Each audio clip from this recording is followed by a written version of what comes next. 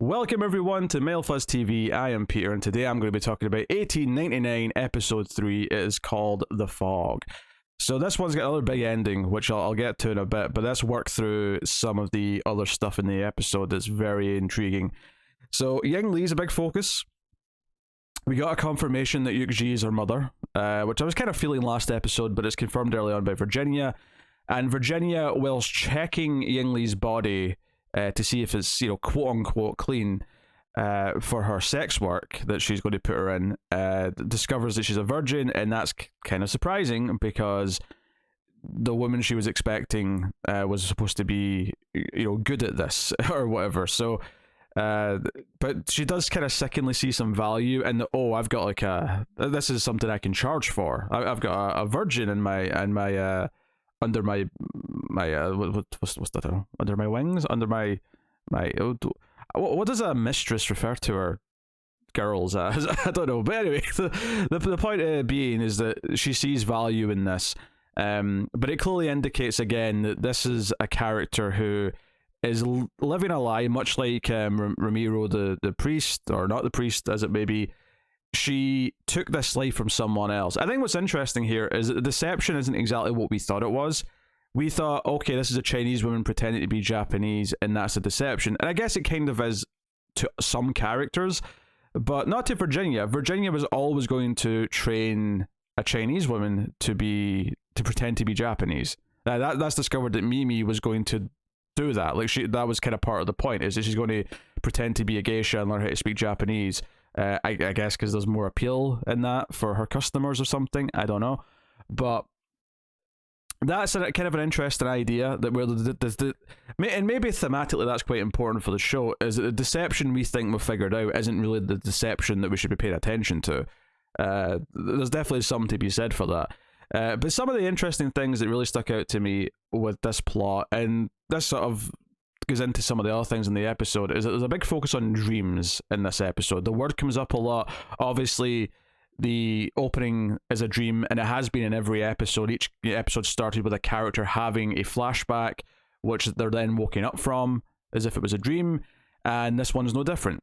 And I think what really stuck out with this is that each time she goes into another flashback, it doesn't feel like a typical, a character's just thinking of a moment and then the flashback starts.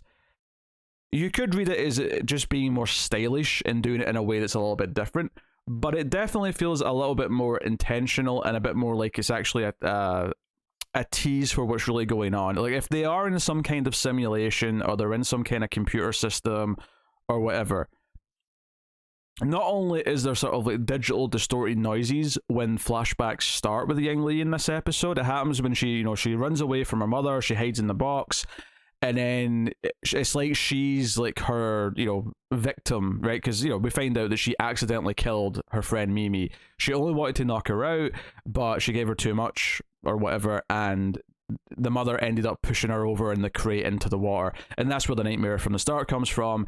And she's experiencing this flashback inside the box. So there's a sort of a digital distortion as it switches to the flashback, almost like someone's turning it on. And then also the bigger hint that really made me sit up and take notice was when the second flashback starts, which starts off with like the fog coming in the opening of the ship. But when she goes into the flashback, it's like someone forgot to press play, and Mimi's standing there paused. And then all of a sudden, everything just turns on. And it's not just Mimi that starts talking and moving. The background noise just starts at that point. So it definitely feels like she is actually living through these flashbacks. And if the whole thing's a simulation, then it makes sense that the flashbacks would be just as real to her as everything on the ship. So that's a pretty important detail, I feel.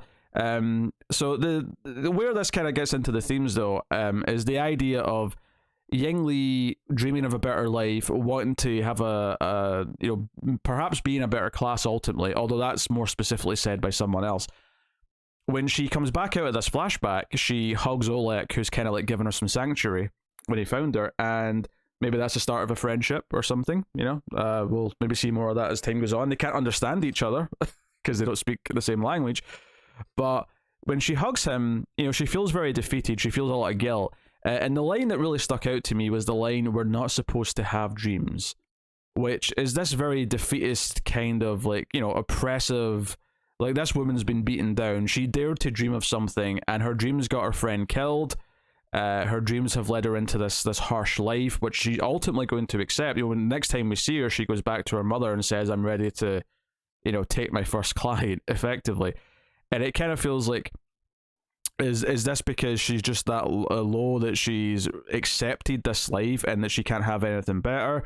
Is part of it guilt because she did accidentally kill her friend and she feels that this is her penance? Like these ideas kind of creeping in, and it comes all back to that class divide and like what you have, what you believe you're entitled to have, and and what you've lost, which is also brought up a lot in this episode. So I thought that was a really interesting through line throughout this. The idea of wanting something better and then trying to achieve it, but it going horribly wrong. And that the ultimate lesson she's taking from that is that she's never supposed to have anything better. And normalizing what she saw her mother go through when she was younger, because she saw her mother entertain sort of men/clients. And I think it was obviously a really depressing plotline, if nothing else. Obviously, she actually gets more of a reprieve than perhaps she was expecting, when obviously Lucien, who was set up to maybe be interested in her, he pays for time with her and ultimately doesn't want to actually engage in any sexual activity. He just wants to be there. In fact, he even kind of talks about his dreams of becoming rich. We know that his marriage with his wife is either arranged or was set up perhaps to curb the fact that she was maybe in a relationship with a black man, but it seems like he married into her rich family. It doesn't seem like he was rich before, because he talks about dreaming of being rich, dreaming of having money and wealth and being in first class, but kind of acknowledges that it's not really everything he thought it would be, and it's all kind of meaningless because of what he's going through. Now, we don't know exactly the condition he's in. We see him taking vials of some substance, so I'm not sure. I think I first read this is that he's addicted to something and he's going through withdrawal, but he could just be dying and taking something to kind of ease the pain. But he chooses to be here for his, I'll call it a seizure. I don't know if that's quite the right term, but he starts, convulsing on the ground, and Ying Li just kind of sits with him. It definitely paints him as slightly more sympathetic than he has been up until this point. Perhaps because he's being reflective, perhaps because he's kind of being honest with someone about how he feels, which he can't be with his wife, and it kind of reinforces that he doesn't really feel a connection with her, but he feels a connection with this random woman that he can't even speak to. And that's the other beautiful thing. There's a nice sort of symmetry, is that earlier in the episode, Ying Li makes all these confessions to Oleg, but he can't understand her. And then similarly here, she ends up being the ear to all of Lucien's confessions, and she can't understand him. So on some level, she maybe like recognizes that he also has demons in his past. And I think ultimately, yeah, like you can sort of boil all of this down to, we all have demons and we all have things we regret. It does kind of feel like this is all a big psychological experiment to go into like what makes people tick or something, but that through line of dreams, so he was dreaming of having a better life, and he actually kind of achieved it, but it's not all it's cracked up to be, whereas Ying Li didn't get there. I mean, she's in first class, but it's all under this false pretense, right? And then that goes into also Angel and Ramiro, it sounds like, was not rich, and like has been dragged along for the ride with Angel, who he also blames for some things that he's made him do. So I'll get into that in a little bit, but a couple of final points on this. So all in the digital stuff, both Lucien and Ying Li have envelopes, the envelopes that we've been seeing from the other characters. So at this point, we have to assume that almost everyone has one of these, or at least all the prominent characters anyway. Or at least I should say one person in each pair. I don't know if like both characters in the marriage had one, because I don't know if like the wife necessarily was her name Clemens. I don't know if she like recognized it or was just sort of like looking at it curious, because she finds one of the vials and then she finds the envelope.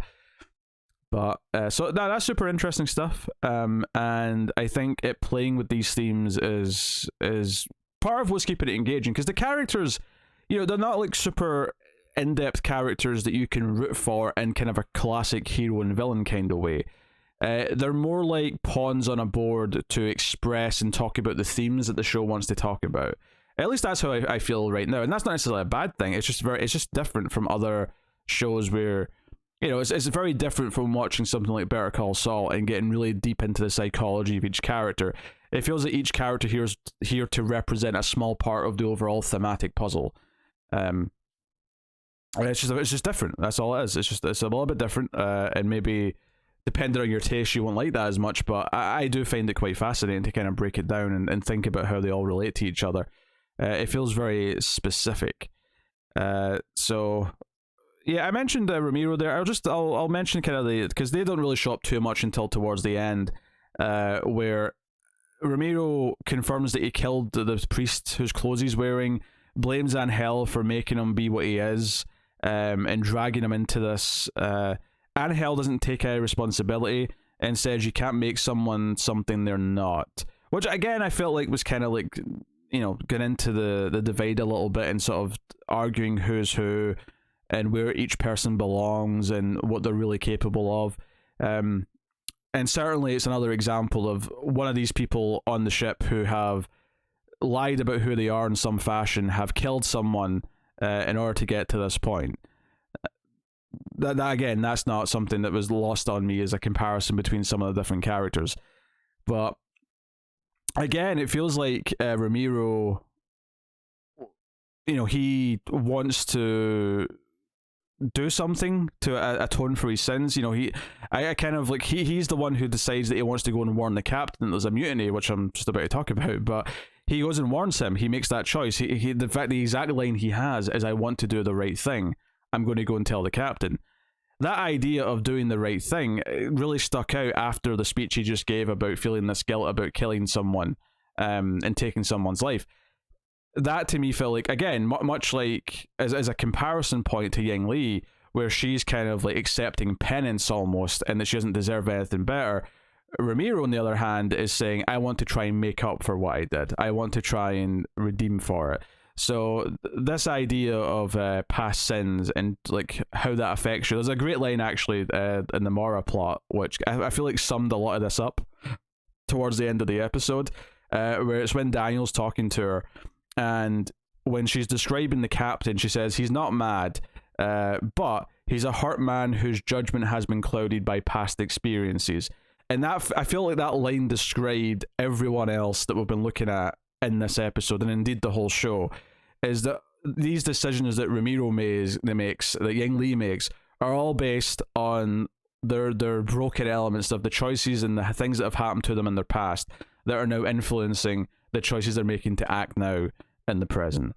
And maybe that's a pretty straightforward idea, but it felt like it was really hammering that home this episode, with showing kind of what they're going through. And I think the fact that Angel refuses to accept any responsibility for what he's done kind of separates him as a slightly more villainous character compared to the others, and as someone who does use people who are of a lower class, Ramiro being a key example, the other example now being Crester, who he has a very intense interaction with this episode. The only thing I really want to say about it, where they start kind of pleasuring each other with their hands through the the cage gate of the stairwell, is just the sound design of it, where you just hear this rattling of the gate as they're motioning. I thought that was a particularly, because you've got this class divide, but there's literally a divide. There's literally this metal divide that is being like thrust into, and we're hearing this rattle as a result.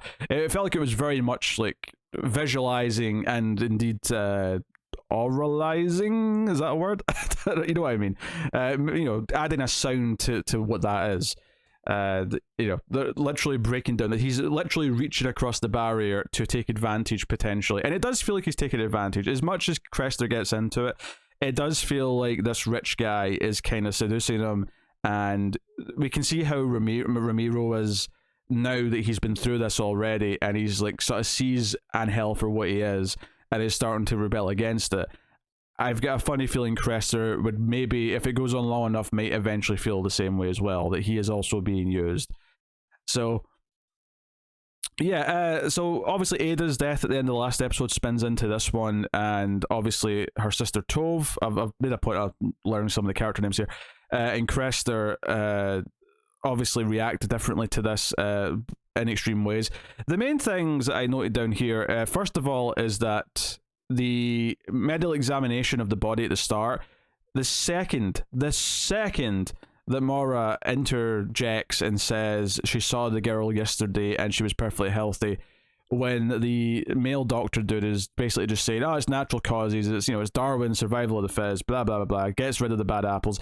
He's so unsympathetic, probably because it is a poor person. He just wants to go back to his breakfast. But the second that she interjects with a medical opinion, he just starts talking about why this is why women shouldn't be in medicine. So the blatant sexism is just kind of there and immediate. Her judgment is clouded by her emotions, blah blah blah blah, you know, the usual shit.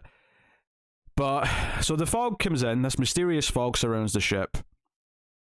And the reason why I'm bringing this in here is because I think the Ada death and the reaction of her family goes hand in hand with the crew of the ship, particularly Franz, I think is his name, is the sort of bigger bearded guy. He immediately starts to question the captain's orders to wait the fog out. He thinks he's been making the wrong orders the entire time. And I think his decision to show Tove, and indeed the lower deck, that the girl has died when the captain said to keep it a secret, I do think that there's a motivation in that, there's an agenda, and I think his agenda is to build a little bit of trust with them, because I think he sees that they're going down a path where he's going to want to try and mutiny against the captain, and he needs kind of like bodies for that. He needs like an army beyond just maybe a few crew members that will back him up. And I think this olive branch of being honest about the girl's death is going to inherently have them see him as something of an ally, or at least an honest man, so that when he comes back later and says, hey, the captain's, you know, making all these bad choices, we're sitting here, let's turn the ship around while you fight with me, and he hands out guns. Obviously not everyone agrees. Oleg gets beat up and thrown in the brig with Jerome, who's still in there. So we're setting him up as a very sympathetic character, which is nice. But yeah, this entire idea of this, and obviously there's more bodies found as well, so that the idea that these deaths are multiplying throughout the ship. Daniel's perhaps been a busy boy, perhaps, is what we'd say about that. But yeah, so yeah, I should also mention here, this is another part of this, is so the first mate, Sebastian, who notably refuses to go along with the mutiny when he's asked, and is actually held at gunpoint at the end of the episode along with the captain. This could be loyalty to the captain, although there's one big thing here that maybe says against that, and that is that he's the one who sends a message on a mysterious electrical device. So next to the opening where the rowboat leaves, I don't know ship terms, I don't know what you call this area, but he opens this like compartment with a key, and it's like an electrical device, which, you know, electricity obviously does exist in 1899, but it's, well, you know, it's not as common yet, so it stuck out to me that we have something like this on the ship, other than the typical equipment you have in this time period. And he starts pressing the two buttons. Now, one's a triangle pointing up, the other one's a triangle pointing down. And I actually forgot to mention, it was such a small moment in the last episode, but he got like a message, you know, with just these triangles on it, and he's like putting it into the machine. So the reason why I'm bringing this up now is that, is his siding with the captain loyalty, or is it because whoever he's really working for, like, it would conflict with their plans to not side with the captain? Is it a case of this interferes with whatever agenda he has on the ship? Does he even know who he's working for? Like, does he, like, I kind of get the impression that Sebastian doesn't really know that much about what's going on, but he's been given a task to relay messages, or if he's sent one of these messages with the triangles, to input the triangles, and because that's what he's doing, he's reading these triangles off the paper and he's punching them into this device. Now, what this is doing on the ship, I'm not entirely sure, because I watched the episode twice and I was looking for like anything that changed or any effects that happened after this. and I couldn't really quite catch any. Maybe it's related to the triggering of the flashbacks with Ying Li. That's the only thing it could maybe be that I can think of. But because obviously we have another device later on that has a direct like cause and action right at the very end of the episode. This is different than that though. This is, I don't know, like maybe this is like increasing the I don't know. Maybe this is like maybe it's pumping like pheromones or something into the ship to like raise tension or you know, change the mood or something. I don't know. Like, I don't know what these instructions are, but clearly like the company or whoever has sent him instructions to punch into this machine, so it's having some effect on something. We just don't know what, but definitely worth, you know, bringing that up. Obviously the other big thing in the episode is the captain and Mara. He's honest about the trapdoor. It shouldn't really be there, and he wants to check the logbook of the Prometheus. So they go over to the Prometheus again, and they find the same hatch with the same tiled like shaft underneath it, which doesn't make a whole lot of sense. He drops some details here to add to the idea of this, like, you know, the British company buying this German shipping company, which seemed to include 3 ships, which were all refurbished and got new communication systems. So they've put in these new devices. You assume the triangle button device and the ship is one of them, and the triangle is actually the symbol for the company, which I did notice as well. It was on the back of the kimono that Ying Li was wearing. You don't really see it when she's wearing it because it's covered, but you see when it's hanging up that it's got that triangle symbol in the back. You know, and this really just points it all more again to some kind of simulation. Like, this triangle symbol is popping up in too many different places that feels so separate that it kind of has to be something like that. But he mentioned the ships were sold to an investor named Henry Singleton, which I don't know if this is technically a slight spoiler, but I know something about that name, mainly just because when I was like trying to learn the names on Wikipedia, it kind of mentions, and I don't think it's mentioned this name yet necessarily in the show, so I won't say it. I think I might have like speculated who this was, based on what we've had in the show, but because I know something about a connection to a character for sure, I'm going to keep it to myself and not use it here in the review. But that name did, and there's a reaction in the moment. There's a reaction in the scene that maybe sort of hints at it as well. But I won't say it just until it's more concrete in the show itself. The other thing though is an electrical device that was put in the engine room, and there's one on the Prometheus as well, which the claims were it was supposed to like measure the steam gauge or something like that, but it's not worked since it was put in. But the speculation here is that it was a lie and it's actually there for something else. So that's there, and they speculate that the bodies were burned in the furnace, and he finds a passenger list in the furnace. It's not completely gone, and I actually didn't like this moment at first because he hides it from Mara, and it just felt a little bit forced. It did make a bit more sense though when we see what's in the passenger list. Her name is in the passenger list, and that's why he chose to hide it from her. That makes some amount of sense, but it was annoying in the moment because it felt like they were being kind of honest with each other and kind of comparing notes and trying to figure out the mystery. So in the moment, I was a little miffed that he decided to hide it. It felt a little bit forced, but it made more sense later. So yeah, all of this stuff was quite interesting. This is the larger mystery stuff that they're investigating. He also admits to her that he's seen his dead daughter, and confirms that piece of her clothing that he found was hers.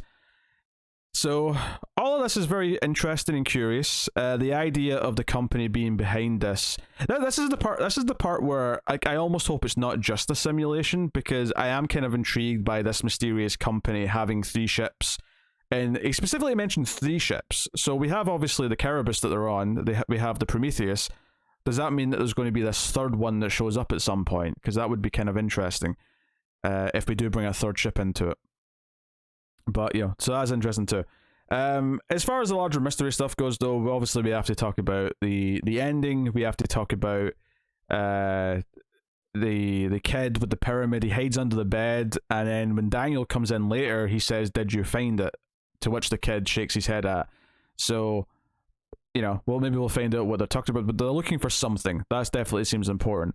And then, yeah, I mentioned briefly the conversation between Daniel and Mara later on that kind of summed up what a lot of the other characters were going through in the episode, which was kind of nice.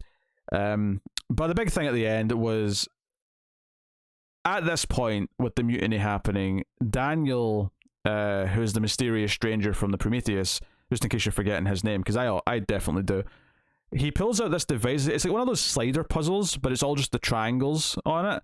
And when he starts moving it around, it turns on the mysterious device in the engine room.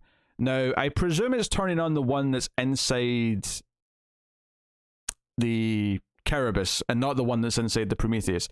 The reason for that, of course, is that it's the Prometheus that is affected by this, because he's mingling with the device, and then the mysterious fog that's around the ship, which he had a very on-the-nose line where he said, oh, this fog, it's almost like someone put it here on purpose.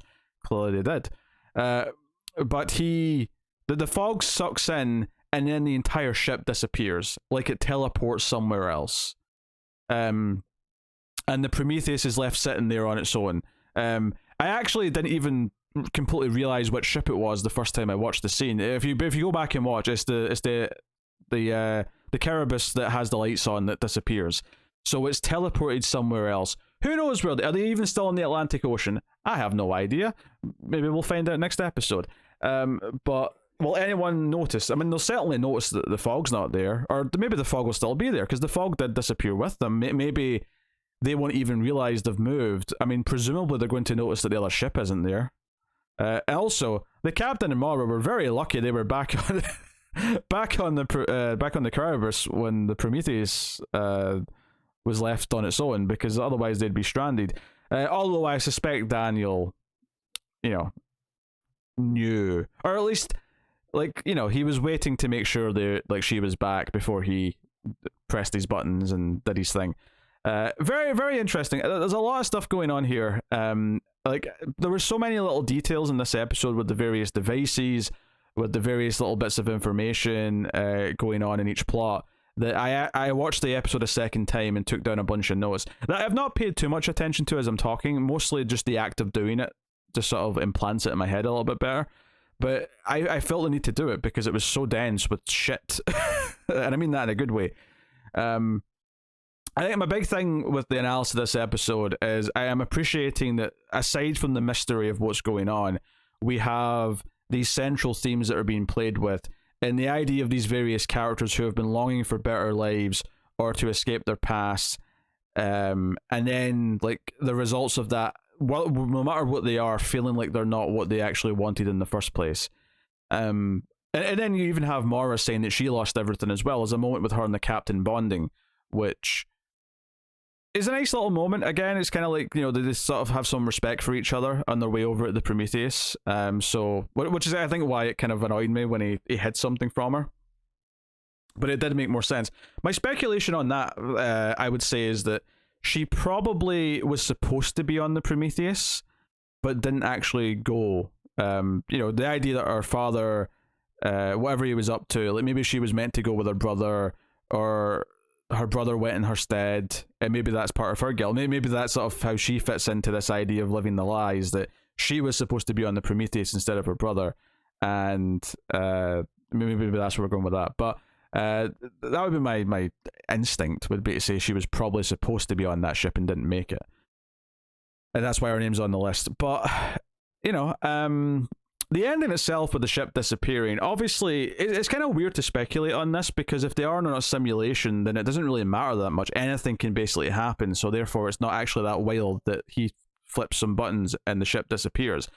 Which is almost why I'm thinking it's a bit more than just that, because otherwise it's like, okay, I can see maybe, why would things have to be turned on inside the simulation? Why would these machines have to be, interacted with to cause things? Surely if it was just a simulation, someone in the real world could just press some buttons there and make it happen. It wouldn't have to do anything else. It wouldn't have to be characters inside the world, which makes me think it's not as simple as just it's a simulation, even though there's a lot of hints suggesting that it kind of is. Some kind of experiment for sure. I do wonder if there's some kind of like, it's not just a simulation, but there's also an element of like it's really happening too, where they are all asleep somewhere, but they're also traveling to the boat to be on the boat when things are happening. I don't know, like I could be completely wrong there, but it does kind of feel like there's some sort of tactile quality to it. And I think for the boat disappearing at the end to really be that big a deal, there has to be some level of not realism, but it has to be on some level really happen. Because if it's just in a simulation, then it's, you can make anything teleport in a simulation. Blah, we have that over there if you want. See, like a bottle of water, teleported to you. Wonderful. But I suspect there's more to it than that, especially since they're giving us this big juicy detail, along with the camera stuff at the end of the last episode with the TV screens. It feels like there's a lot going on here and there's more to it. I'm excited to see what more of these details are. The idea of like pressing some buttons and making like a big thing like that teleport did make me think of Lost. I won't say why, because if you've not watched Lost, you should go watch Lost. It's a fun show. But yeah, and this definitely has a bit of a Lost vibe to it. I think this and Dark to an extent. What I loved about Lost watching that show, and some people obviously hate where it went and hate how it ended or whatever, but I love the mystery of Lost and the piecing things together and having all the characters that fit into the puzzle. I feel like Dark and now 1899 are kind of scratching that itch that was missing for a long time. So yeah, good stuff. But yeah, that's my thoughts on episode 3. It's pretty good. Let me know what you thought of this episode in the comments below. Like, subscribe, ding the bell for notifications. I always appreciate it if you do. And of course, you can support all the content by hitting the super thanks button or go to patreon.com/MailFuzzTV and supporting all the content on a monthly basis and get some bonuses for your troubles. But that is me. So thank you once again for watching or listening. I always appreciate it. Keep watching TV. Have you got any vanilla?